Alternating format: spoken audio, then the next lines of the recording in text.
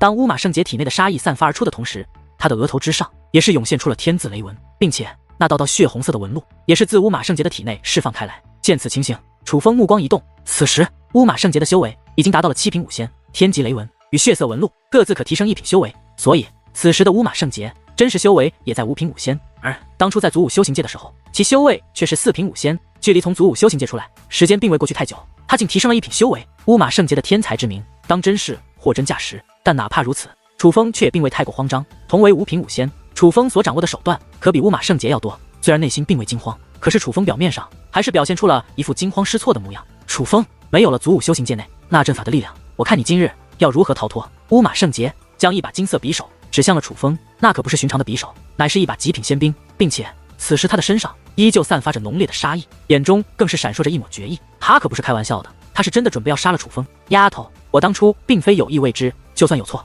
也罪不至死吧？楚风问道。你本罪不至死，但你看到了不该看的，便要死。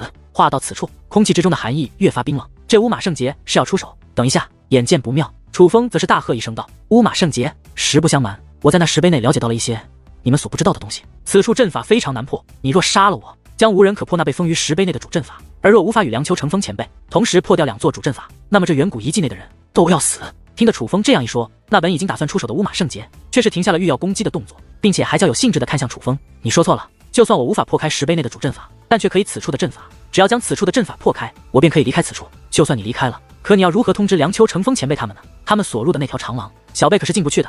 楚风问道。谁说过我要通知他们？乌马圣杰说此话的时候，嘴角竟勾起一抹上翘的弧度，那抹笑容有些诡异，就如同他很希望那些人死在其中一般。那里面可是你乌马天族的族人最多，若是真的出现意外，损失最惨重的便是你乌马天族。况且梁秋成风、黎氏天族以及各族族人若真的殒命于此，那么他们身后的势力也绝对不会善罢甘休，到时候倒霉的便是你乌马天族。难道你都不怕吗？楚风问道。怕。听得此话，乌马圣杰竟忽然大笑起来。见此情形，楚风几乎确定乌马圣杰与乌马天族似乎有着某种恩怨。乌马圣杰他身为乌马天族之人，竟然希望乌马天族灭亡，看来你与乌马天族之间是有些事情。反正我都是将死之人了，你不妨告诉我，你到底为何希望他们死，也让我死个明白啊！楚风瘫坐在地上说道。见此情形，乌马圣杰的嘴角则是勾起一抹冷笑。死个明白？不，我就是要让你死不瞑目。忽然，乌马圣杰手臂一挥，一道金光便向楚风飞掠而来，那是乌马圣杰手中的极品仙兵。当手中的仙兵丢出之后，乌马圣杰的脸上则涌现出了一抹大仇的报的释然之色，以及如释重负的解脱之感。在他看来，他这一击，楚风乃是必死无疑，而一切的一切也将就此结束，他将得到解脱。可当那金色匕首靠近楚风之后，楚风的身上竟然雷霆涌动。那是下一刻，乌马圣杰也是神色大变。此时，楚风站在原地，不仅毫发无损，乌马圣杰丢向楚风的金色匕首竟然被楚风以双指给拦了下来。此时，楚风的额头之上不仅浮现出了神字雷纹，在楚风的身上也是涌动着雷霆铠甲。最重要的是，远古战剑与远古战符2大秘籍也是如同守护至宝一般浮现在了楚风的周围。此时此刻，楚风不仅拥有与乌马圣杰一样的7品5仙修为，还拥有逆战1品的战力。正是这逆战1品的战力，才让乌马圣杰的表情如此的绝望。你的修为竟然也踏入了5品5仙？乌马圣杰的声音竟然带着颤抖之音，那并非是恐惧，而是吃惊。这已经让他吃惊到了浑身发抖的地步。毕竟当初在祖武修行界与楚风交手的时候，楚风还是2品5仙，可是现在居然踏入了5品5仙，这样的成长速度是他所始料未及的。所以啊，丫头，今日你想杀我，怕是不行了。不如我们还是好好谈谈，和解了吧？你看行吗？楚风说话间，将手中的金色匕首还给了乌马圣杰。呵呵呵，手握金色匕首，乌马圣杰却忽然开始发出阵阵冷笑。见此情形，楚风则是眉头微微皱起，他发现乌马圣杰并非只是冷笑那么简单。此刻乌马圣杰的目光脸庞竟然无一不是透露着2个字：诡异。丫头，你这是怎么了？就算杀不了我，也不至于受如此刺激吧？楚风发声问道。因为此刻的乌马圣杰让楚风有些不安，今日是一个难得的机会，无论如何我都要你死在此处，而只有你死了，他们才会死。忽然，乌马圣杰大声地咆哮起来，而当他咆哮之后，道血红色的气焰更是自其体内释放而出。此刻，乌马圣杰浑身上下都是被血红色的纹路所包裹，就连双眸也是变成了血红之色。最令人惊讶的是，那血红色的气焰竟然化作了2只如蝙蝠一般的血红色翅膀，并且那翅膀之大，竟然各自长达100米有余。当那翅膀出现之后，乌马圣杰的修为竟然再度提升到了8品5仙的地步，并且随之而来的还有那连楚风都感到很是不安的气息，那气息宛如自地狱而来。楚风很少在人族的身上感受到如此邪恶的气息，莫非这个丫头是个怪物不成？楚风满眼不安地望着眼前的乌马圣杰。此时楚风脸上的从容已经不在，因为楚风不确定凭借他的实力是否能够战胜眼前的乌马圣杰，因为在他看来，此时他所面对的应该已经不是一个寻常的修武者，因为他戾气满身，杀意极强，如此怪物怎能是人？这丫头到底是什么来头？楚风严阵以待地凝视着乌马圣杰，他在分析乌马圣杰此刻释放的力量究竟是什么，因为那绝对不是天赐神力，更不可能是天级血脉，而眼下那股令人不安的邪恶气息，则不得不让楚风想到一个方面，那便是他是否修炼了魔功。但哪怕那是魔功，竟然可以在5仙境连续提升2品修为，那么这魔功也绝对是来头不小。哇！然而就在楚风分析之际，乌马圣杰却是脸色大变，紧接着一大口鲜血自其口中喷了出来。与此同时，他身上所释放的血红色气焰也开始消散，但是他身上的血红色纹路并没有消散。此时他的修为已经恢复到了5品5仙的正常修为，但是他却已经完全丧失了战斗力，蜷缩在地上，痛苦不堪。丫头，你没事吧？楚风来到乌马圣杰身前询问，他起初很是小心，因为他并不确定乌马圣杰是真的遭遇了反噬，还是故意装的来欺骗楚风。可是，一番观察之后，楚风很快便确定乌马圣杰这并不是装的，这个丫头是真的遭受到了反噬，并且这反噬非常严重，已经到了危及其性命的地步。这种情况下，楚风不敢犹豫，先是为乌马圣杰吞噬了几颗延缓反噬之力的丹药，随后又布置结界阵法。在楚风的一番努力之下，乌马圣杰的反噬之苦总算得到了缓解，但他却陷入了一个昏睡的地步。此时他浑身高温，就像是一个高温的孩子，时不时的还会说些胡话，但是他的胡话之中却是隐约透露出了一件事，他身上的血色纹路与他的父母有关，并且也与乌马天族有关，只是具体怎么回事，楚风并无法从几句胡话之中推断而出。在乌马圣杰昏睡的时候，楚风也没有忘记正事，他凭借一己之力，在相约好的时间将此处的阵法破开。阵法破开之后，那封锁的结界门便自然打开了，这说明他们成功了。但是楚风并未立刻出去，而是凭借自己的结界之术伪造了一道结界门，这让外面的人来看，他的这道结界门仍是关闭的。这是怎么回事？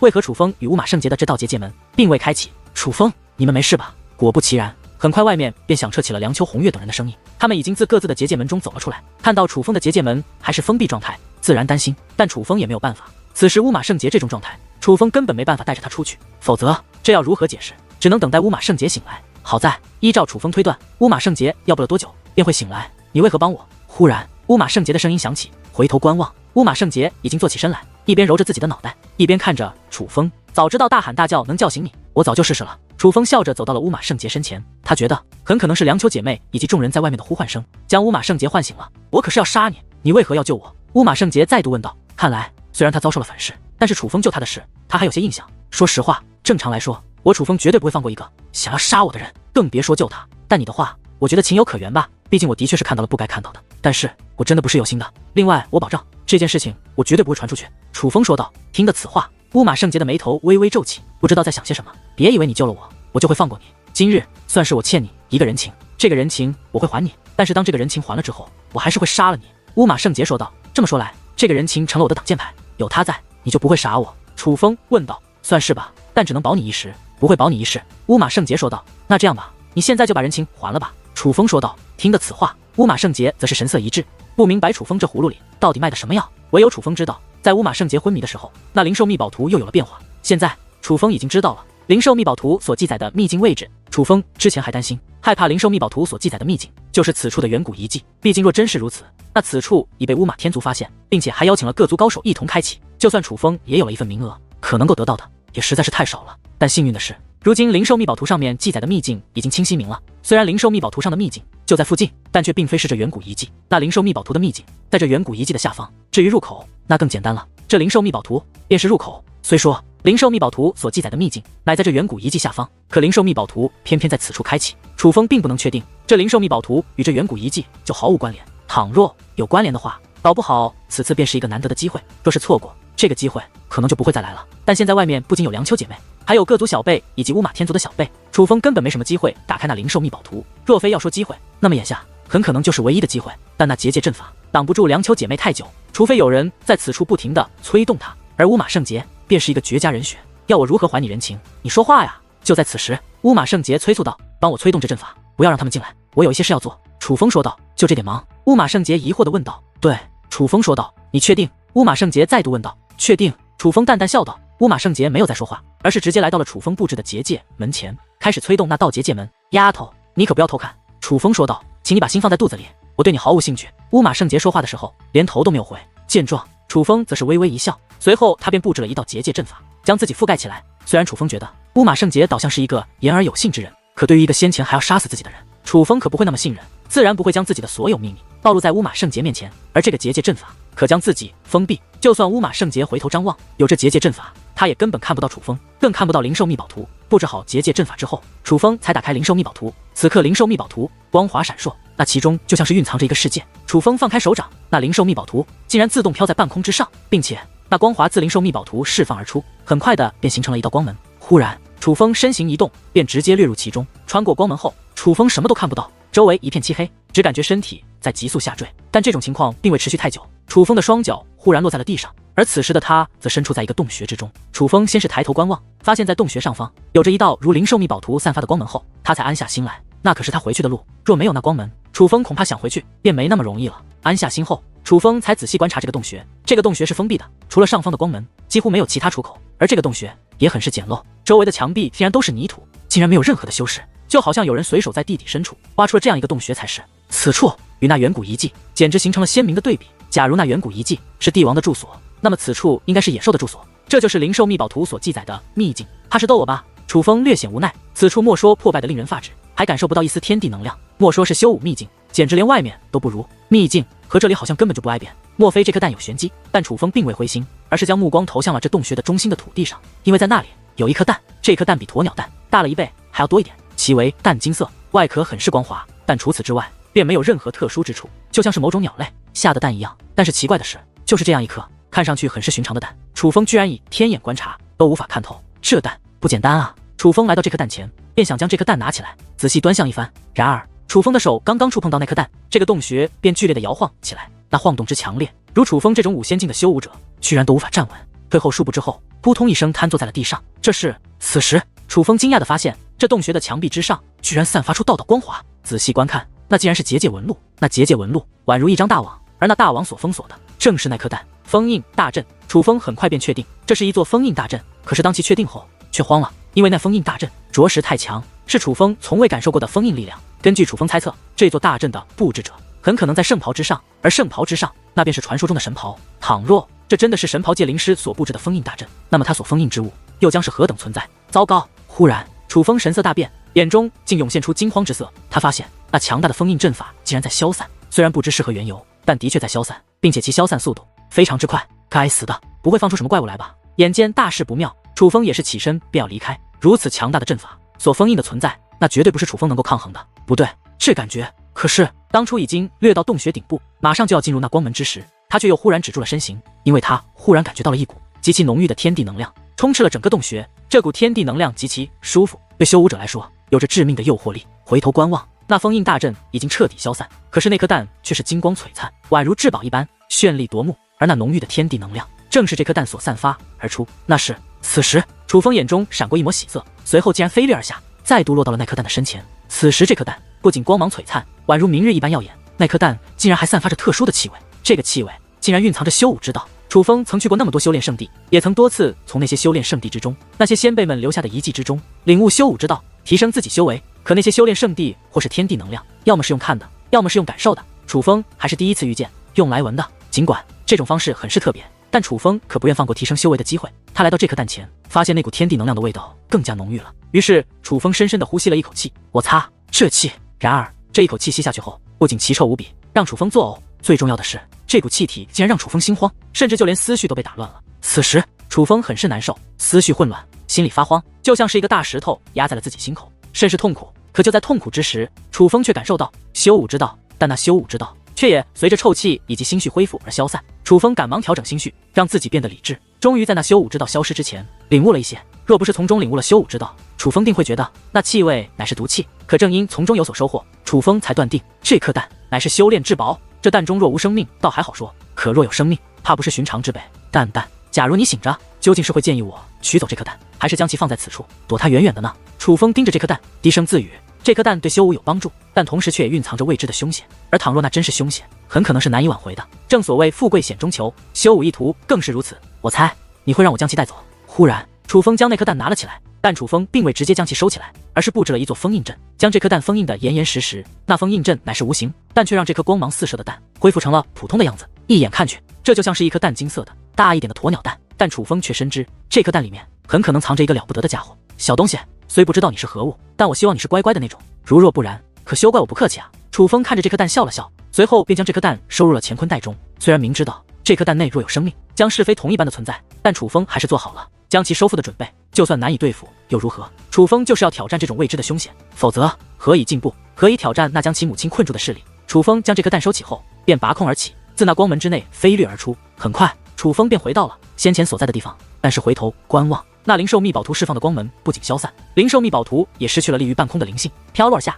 楚风将灵兽秘宝图接住，这才发现灵兽秘宝图上面竟然有着一只完整的妖兽。这妖兽龙头、鹿角，一双狮眼，虎一样的背，熊一样的腰，满身鳞片，威风凛凛，宛如万兽之王。此时，楚风眉头微微皱起，心中又喜又忧，因为此时灵兽秘宝图上面的这只兽可不是什么妖兽，而是传说中拥有无穷力量的神兽麒麟。虽然此时的灵兽秘宝图已经没有了一丝特殊的气息，就宛如是一张寻常的画卷，但是这图上的神兽麒麟却让楚风心中产生了一种猜测，莫非这是在预示着那颗被封印的蛋乃是一只神兽？此时楚风心中喜就喜在，假如那蛋中真是神兽麒麟，楚风若能将其驯服，那可是一大超强的助力。毕竟神兽的力量可是不可估量的，那乃是兽中之王，怕是人族之中唯有至强的修武者才能与其抗衡。但楚风忧就忧在，倘若这真是神兽麒麟，绝对不是那么好驯服的，那难度未免太大了一些。但楚风的喜还是大于了忧，因为倘若这预示是真的，对楚风来说绝对是一场天大的机缘。毕竟神兽乃是传说之物，人们根本就未曾见过真实的存在，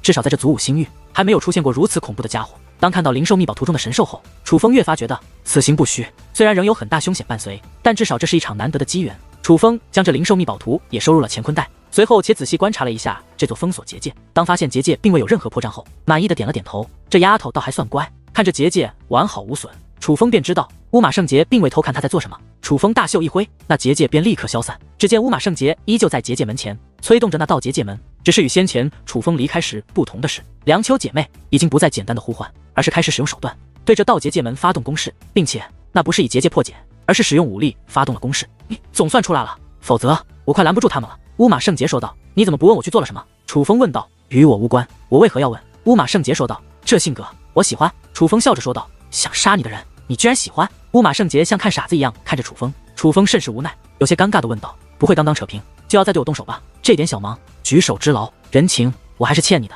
乌马圣杰说道。听得此话，楚风微微一愣，随后嘴角扬起一抹淡淡的笑意，暗道这丫头倒是有点意思。随后楚风便将这阵法消散，而凉秋姐妹以及众人看到楚风和乌马圣杰安然无恙后，也都是终于松了一口气。楚风以发生一点意外为由来解释为何出来的如此之慢，而凉秋姐妹等人倒也是信以为真，没有再多问。因为相比于楚风与乌马圣杰的安危，人们更关心另外一件事，那便是被封印的石碑。此时石碑已经发生了变化，出现了道道裂痕，裂痕之中散发着淡淡的光华。可是这无论怎么看都像是阵法没有彻底解封的原因。楚风，是不是因为你们未能按时破开阵法，所以导致这石碑的封印没有彻底解封啊？此时有人对楚风说道，话语之中有着几分责怪之意，似乎是我表达的不够清楚。我们虽然出来的晚了一些，可是那阵法我们可是按时破解的。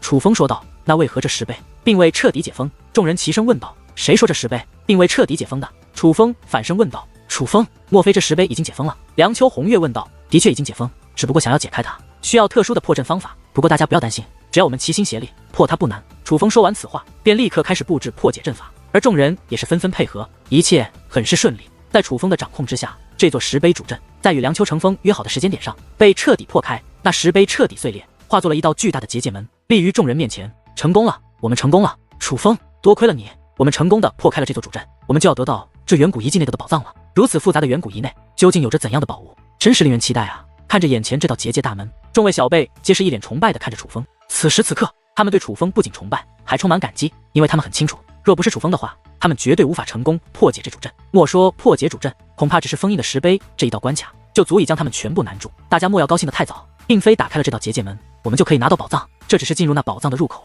途中依旧有关卡，大家进入其中需小心行事。楚风说道。听得此话，众人那满面喜色顿时下降了不少。楚风，那我们该当如何？原本跃跃欲试的众人都变得冷静下来，全部将目光凝聚于楚风的身上。我来开路，大家跟着我。楚风说道。好，众人齐声应下。其实他们没有贸然行动，等的就是楚风这句话。但是楚风此话说完，便踏入了那道结界门。但是楚风明明已经进入了那结界门，可却还能够隐约看到楚风的影子。楚风并未成功进入那结界门，这是怎么回事？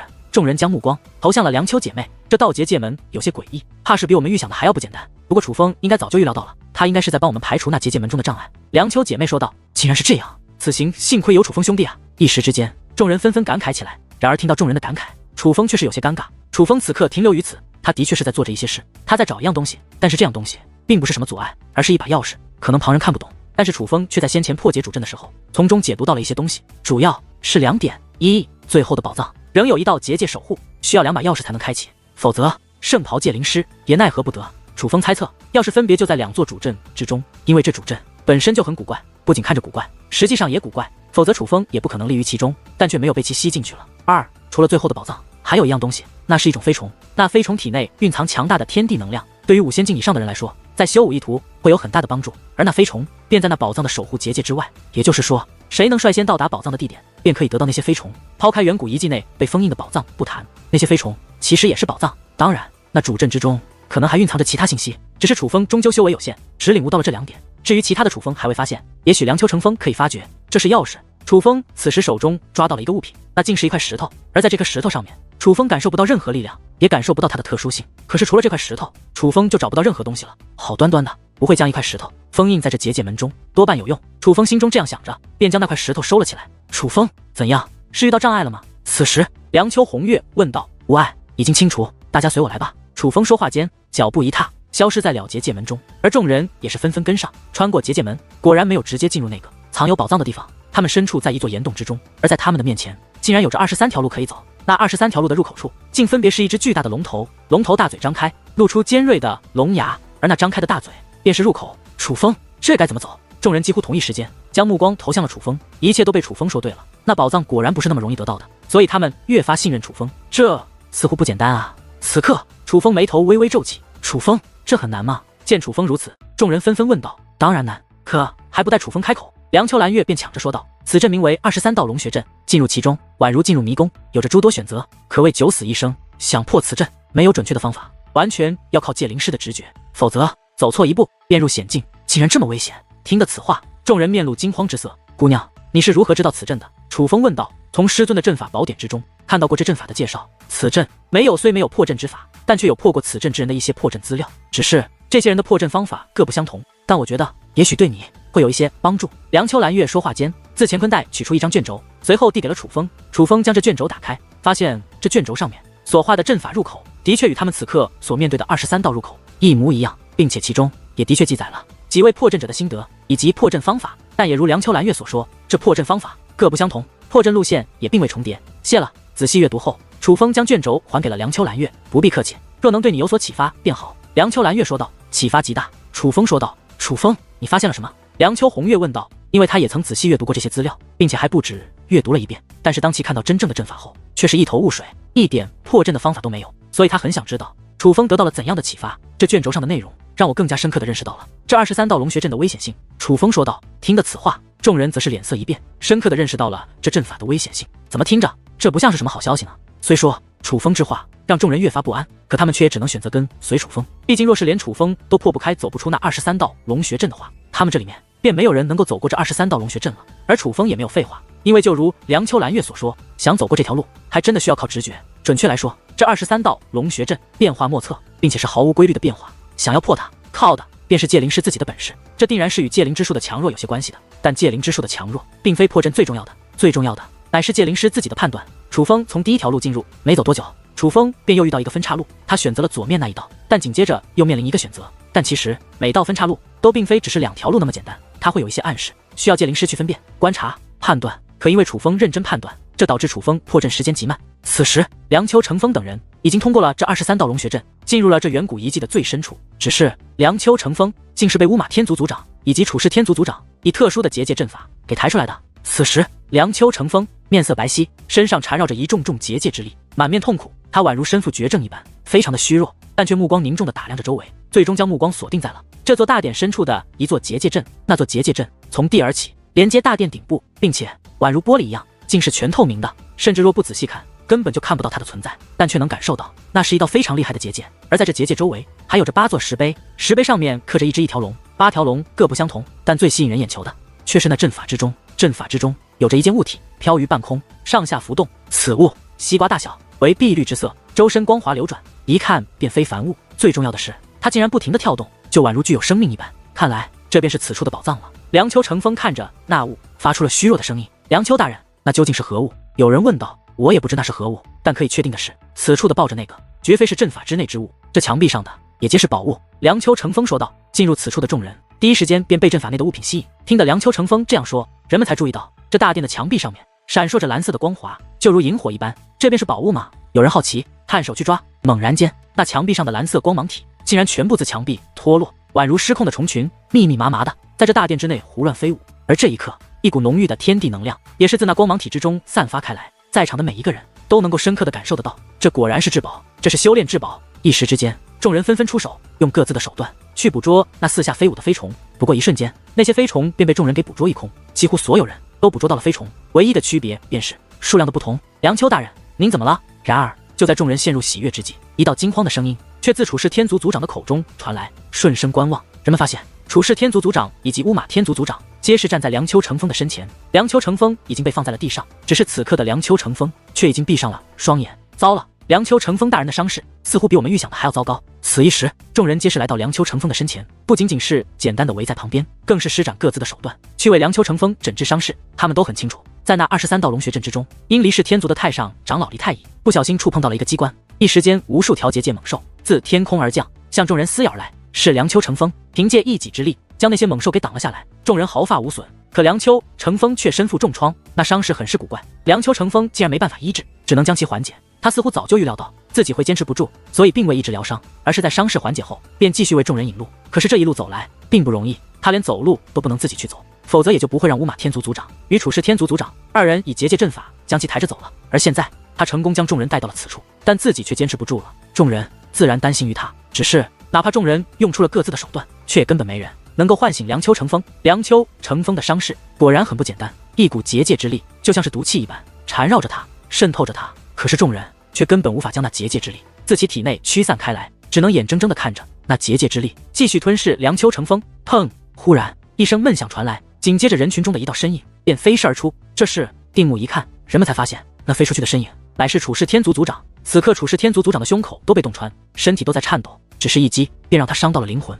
简直就如同将死之人一般。黎太乙，你这是做什么？乌马天族族长将目光投向了黎氏天族的太上长老黎太乙，因为那个忽然出手重创处世天族族长的人正是这位黎氏天族的太上长老黎太乙。诸位不必大惊小怪。然而面对众人那不知所措，同时又充满怒意的目光，黎太乙却是不以为然，且嘴角竟然挂着一抹冷笑，淡淡的道：清除后患而已，清除后患。黎太乙，你此话怎讲？有人问道。上界之门开启，两方世界合二为一，我黎氏天族与处世天族注定要有一战，今日不除他，还等何时？黎太乙冷声说道。此时原本还想劝的众人都是有些无言，他们不是不想劝了，而是得知黎太乙出手的动机之后，他们知道劝不动了。对于黎太乙而言，此处的宝藏怕是都不如杀死处世天族族长更为重要。毕竟只要处世天族族长一死，处世天族便群龙无首，根本没有人能够与他黎氏天族一战，那大千上界便是他黎氏天族的囊中之物。但还是有人说话了，说话之人乃是乌马天族族长黎兄。楚兄乃我多年挚友，就算你们日后要开战，但在我乌马天族领地的时候，能否给老夫一个面子？乌马天族族长说话间便来到了处世天族族长的身前，将其护在了身后。此时处世天族族长的嘴角则是扬起一抹淡淡的笑意。正所谓患难见真情，虽然乌马天族族长平日里很是抠门也很刻薄，但此时他站了出来，却说明了乌马天族族长的重情重义。乌马兄，不是我不给你面子，而是机不可失，失不再来。既然他已经送上门来了，我岂有放过他的道理？黎太乙冷冷的笑了，他并不打算给乌马天族这个面子。黎兄，若你非要出手，那我乌马天族绝对不会坐视不管。乌马天族族长说道。乌马兄，不是我看不起你，但是你也要问问你自己，就算你想保他，可你保得住他吗？黎太乙说话间，一股磅礴的气息便自其体内释放开来。六品尊者黎太乙乃是六品尊者，而处世天族族长以及乌马天族族长都是5品尊者。乌马天族族长的确挡不住黎太乙，然而面对如此狂妄的黎太乙，乌马天族族长则是冷哼一声，随后看向众人说道：诸位，我们能够成功来到此处，梁秋成风大人功不可没，但若没有楚风小友去破解另一座主阵法，哪怕梁秋成风也不能带我们来到此处。而现在黎太乙竟为一己私利，就对处世天族族长出手，你们觉得这样可对？若梁秋成风大人没有受伤昏迷，可否会允许他做出如此行为？此时众人陷入深思，梁秋成风对楚风的喜爱他们都是看在眼里，若梁秋成风没有昏迷，他一定不会允许黎太乙对处世天族族长出手。黎长老，我们毕竟现在是结盟的，不如你与处世天族族长之间的事日后再说，可好？对啊，现在梁秋成风大人已经身负重创，我们更要团结，岂有内乱之理？此时不少人都是纷纷开口，我把话放在这里，今日谁阻我，就休怪我不客气。黎太乙冷声说道。他此话说完，其体内释放出的威压，在场之人都感受到了那股可怕的压力，一时之间那些原本相劝的人也都闭上了嘴巴。黎太乙是出了名的狠辣之人，他可不是说说的，而是真的做得出来。没人愿意为了处事天族族长而去做冒险之事。黎太乙，倘若老夫阻你，你看如何？就在此时，一位灰发老者自人群之中走出，站在了处事天族与乌马天族族长的身前。见到这位，乌马天族族长以及在场的众人皆是目露喜色。这位老者名为宋伯丘，不属于任何势力，乃是一位独行侠，但是他的实力却非常之强。在场之中，除了梁秋成风之外，能够挡住黎太乙的，想必也唯有他了。而见到宋伯丘站出来，黎太乙的眉头也是微微皱起，随后竟目露杀意。宋伯丘，这件事与你无关，我劝你不要插手，免得惹祸上身。哈哈，老夫纵横祖武星域这么多年，最不怕的就是惹祸上身。宋伯丘一阵狂笑，随后只见其衣衫舞动，一股磅礴威压便自其体内释放而出。这一刻，莫说旁人，就连黎太乙也是神色一动。宋伯丘所散发的气息，竟然比黎太乙还要浑厚数倍。这宋伯丘竟已踏入7品尊者，黎太乙，你还要让老夫惹祸上身吗？宋伯丘以嘲讽的语气问道。而此时，黎太乙脸色铁青，最终他大袖一甩，冷哼一声，便不再言语。此时的他也是相当郁闷，本以为可以在此处直接灭掉处事天族族长，没想到宋伯丘居然出手相助。他明明与处事天族族长毫无交情可言，并且这宋伯丘一直以来都是一个冷漠之人，从来不多管闲事，是有名的见死不救的主。今日居然选择了帮助处事天族族长，这让他很是失算。但他最失算的却是宋伯丘的修为竟然在他之上。就在此时，忽然一道结界门在这大殿的另一个方向打开，紧接着楚风等众位小辈也是纷纷自那结界门之中飞掠而出。前辈，楚风进入大殿，发现受伤的处事天族族长后，赶忙跑到其身旁。楚风，无碍。处事天族族长虚弱的笑了笑，尽管乌马天族族长已经在为其诊治伤势，可是他已经伤到了灵魂，这伤就连楚风也是无能为力，需要靠时间才能调养。前辈，是谁伤的你？可是那黎太乙。楚风说完此话，便将目光投向了黎太乙。他一眼就看出处事天族族长的伤乃是人为所致，并且刚刚受伤，应该就是在此处受人攻击。而除了黎太乙，楚风想不到第二个人是我，你又能如何？黎太乙讽刺的一笑，看向楚风的目光之中充满了轻蔑之色。就算宋伯丘的实力在他之上，但他坚信宋伯丘不可能对他下杀手，而除了宋伯丘，没人是他对手，那楚风更不可能将他如何。此刻，楚风剑眉倒竖，眼中怒意升腾，磅礴的杀意更是无法自控的自其体内释放开来。可是他却又的确无可奈何，对方可是连处事天族族长都奈何不得的存在，他又能如何？而看到这样的楚风，黎太乙嘴角之上的讽刺弧度则是越来越浓。楚风，你快过来，我师兄受伤了。就在此时，梁秋姐妹同时说道。听得二人呼唤，楚风才注意到梁秋成风竟然也受伤了。此时，楚风赶忙来到梁秋成风身旁，为其诊断伤势。起初，楚风也很是紧张，虽说处事天族族长被伤了灵魂，可只要花费时间便可痊愈。但是梁秋成风这伤可就不简单了，那结界之力宛如毒药一般侵蚀他的肉身，若不能解决，怕是性命不保。不过很快，楚风便松了一口气，他找到了帮助梁秋成风疗伤的方法。而同时，楚风的眼中也是闪过一抹狠色，他并未立刻为梁秋成风疗伤，而是站起身来打量四周，随后对众人问道：诸位可想得到那件宝物？楚风所指的宝物正是那件被封印于结界阵法之内的宝物。楚风小友，你有办法破开那结界阵法，拿到那宝物？众人齐声问道。我是没有办法，但是我有办法驱逐梁秋成风前辈身上的结界阵法，只要将其唤醒，他定然有办法。楚风说道。楚风，你既有办法，为何还不快快救我师兄？梁秋红月急切地问道。然而楚风并未理会梁秋红月，而是对众人说道：给我杀了他，我便医治梁秋成风，否则你们谁都别想拿到那宝藏。此时众人皆是神色一动，任凭是谁都没有想到楚风竟然以为梁秋成风医治伤势为要挟，借刀杀人。忽然一阵大笑响起，竟是黎太乙。此刻黎太乙笑得异常疯狂，那笑容之中更是充满讽刺之意。他笑了好一会，才看向楚风，以嘲讽的语气说道：楚风，你真是太天真了，你以为我黎太乙是什么人？你以为我黎氏天族是什么样的势力？你真的天真的觉得在场之中会有人愿意为了你，为了那宝藏而得罪我黎氏天族？然而他话音刚落，忽然脸色巨变，与此同时他整个人也是飞掠出去，狠狠地撞在了岩壁之上。落地之际，他已是血肉模糊，肉身几乎毁灭，灵魂也是遭受重创。竟然真的有人出手了！宋伯丘，你竟敢对我出手！虽已身负重创，可黎太乙还是发出了无比愤怒的咆哮声，因为那位出手之人正是宋伯丘。只是面对那愤怒的黎太乙，宋伯丘却并未理会，而是对楚风说道：楚风小友，老夫劝你一句，若想叫人杀了黎太乙，你怕是痴心妄想，因为在场之中没人会愿意去做这件事，哪怕梁秋成风也不可能因为你而去杀黎氏天族的太上长老。说到底，这是你们处氏天族与黎氏天族之间的恩怨，老夫今日出手将其重创，眼下其伤势比你足足长要重得多，也算是替你足足长报仇了。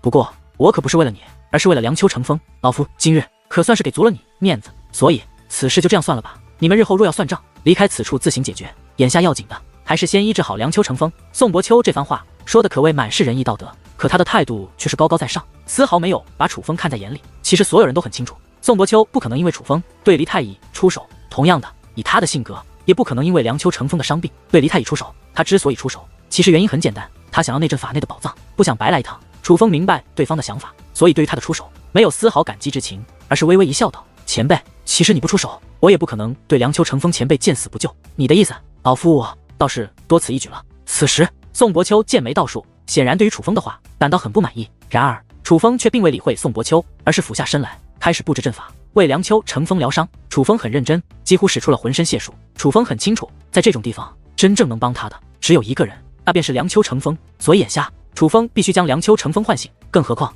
梁秋成风的却待楚风不错，就算不考虑其他因素，楚风也会全力以赴的出手相助。楚风这阵法非常有效，在经过了3个时辰之后，竟真的将那缠绕梁秋成风的诡异结界驱散。而又经过了半个时辰的调理，那陷入昏迷的梁秋成风也是苏醒过来。梁秋成风大人，现在我们该怎么办啊？梁秋成风大人，那阵法应当如何破解？梁秋成风刚刚苏醒，众人便一拥而上，希望梁秋成风能够破解那阵法，帮助他们得到那宝藏。因为在楚风为梁秋成风驱散结界的时候，这些人为了破开那封印宝藏的结界阵法，已经使用了各种手段，只是奈何皆是无用，所以他们便只能把所有希望寄托在梁秋成风的身上了。楚风小友，你过来。梁秋成风并未理会众人，而是虚弱地对楚风挥了挥手。楚风来到梁秋成风身前，俯身蹲下。梁秋成风先是以暗中传音与楚风说了一番话，随后竟取出了一个乾坤袋，递给了楚风。其实梁秋成风的暗中传音乃是告诉楚风该如何破解此阵，而这乾坤袋内的物品便是破解阵法的关键所在。楚风握住乾坤袋，便目光一动，他不必打开便能感受到乾坤袋内的物品，而这物品乃是一块石头。这块石头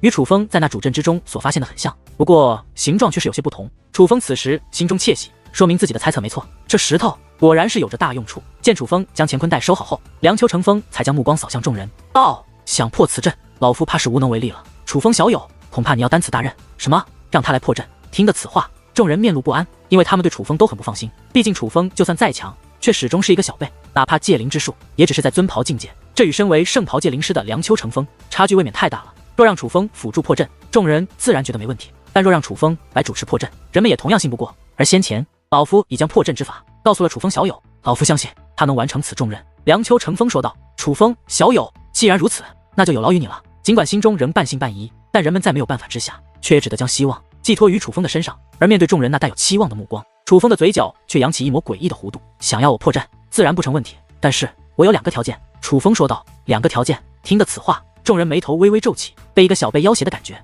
让他们很是不爽，但还是问道：“什么条件？你不妨说说看。”第1个条件，我要剥夺此人享有那宝藏的权利。楚风将手指向了黎太乙，说道：“倘若一个重创了我族族长的人也能分得这宝藏，那我找不到破开这阵法的理由。”此时众人面面相觑，因为楚风所说合情合理，倒也是能够理解。楚风小友，这个条件老夫应允了，只是这宝藏已不完全属于我乌马天族，所以还要看众人的意思。乌马天族族长说道。梁秋成风大人，您看众人将目光投向了梁秋成风，没人愿意得罪黎太乙，所以都想让梁秋成风做决断，重创同盟，理当剔除其名额。梁秋成风说话间看向了楚风，说道：“楚风小友，你放心，这件事我会给你一个交代。”黎太乙很是不爽的轻哼一声，满脸的怒意，但却并没有多说什么。在场之中，他连宋伯秋都不是非常惧怕，但是面对梁秋成风，他却是不敢多言。无论实力还是身后的势力，梁秋成风都是他所不敢得罪的。楚风小友，那第2个条件是什么？众人纷纷问道。第2个条件，需要在场的诸位前辈把你们从这墙壁上所得的修炼资源交出来。楚风说话间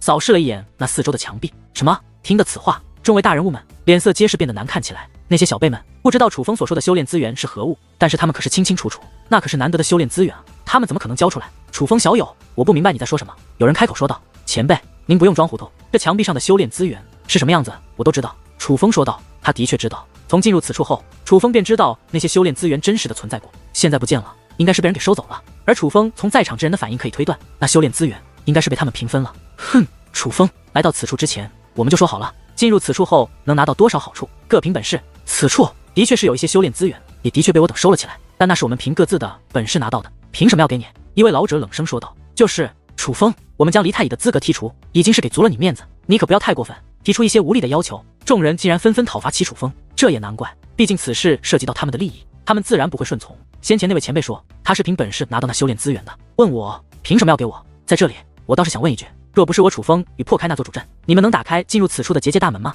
楚风问道。哼，你以为破开那主阵都是你的功劳，我族小辈就没有功劳吗？楚风，你没有继承到你父亲那般优秀的天赋，反倒是继承了你父亲的狂妄。老夫要奉劝你一句，今日这里之人，没人会与你计较，但是除了此处，可没人会纵容你这种毛病。你若不知悔改，迟早要吃大亏。众人对楚风的言论冷嘲热讽，冷笑连连。而面对众人的讥讽，楚风不仅不怒，反而放声大笑。看着忽然大笑的楚风，众位大人物们则是纷纷一愣，不明白楚风为何会忽然这般。而在众人不解之际，楚风则是再度开口说道：“不是我楚风自负，我也不可否认众位同辈的功劳。但是你们可以问问，能够破开主阵，安然的走到此处，靠的究竟是谁？”楚风此话说完，众族小辈纷纷低下了头，因为他们很清楚，若没楚风，他们莫说走到此处，连那主阵都破不开。诸位前辈，说句公道话，若无楚风，我们的确无法走到此处。而眼下破阵也需要靠楚风，我觉得楚风这个要求并不过分。就在此时，梁秋兰月开口说道：“我姐姐说的极是，别怪我不尊重诸位前辈，但是诸位前辈心里应该清楚，你们能够站在此处，究竟出了多少力。”梁秋红月也是开口说道：“梁秋成风大人，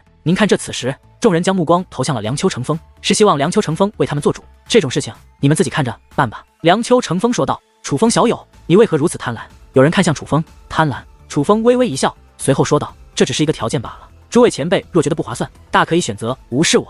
只是有一件事，我需要提醒诸位前辈，这远古遗迹已经开启，若是3天之内，这宝藏没人取走，它便会消散。”楚风说道：“什么？”听得此话，众人皆是面色大变，随后看向了梁秋成风，问道：“梁秋成风大人，真是如此吗？”“的确如此，否则老夫也不会委托楚风小友带我来破此阵了。”梁秋成风说道。这一刻，众位大人物脸色变得异常难看起来，他们实在太难受了。如他们这样身份的人，还从来没被一个小辈要挟过。可最让他们无力的是，面对眼前这个小辈的要挟，他们竟然无可奈何。此时，众位大人物已是毫不掩饰地表现出自己心中的怒火，那看向楚风的目光比猛兽还要吓人，简直就像是要吃掉楚风一般。但是越是这般满是恶意地盯着楚风，他们内心的怒火反而越来越凶，因为楚风面对他们愤怒的目光以及不爽的脸色，竟然就像是没看到一样，脸上没有一丝波澜，这简直就是完全没有把他们放在眼中。梁秋成风大人，那阵法内的宝藏可以平分吗？忽然有人对梁秋成风问道。依老夫来看，此等宝物乃修炼奇物，实属难得之宝藏，其虽不可平分，但在座之人却可同时享用。梁秋成风说道。梁秋成风一番言论，让在场的那些大人物皆是神色一动，就连那宋伯秋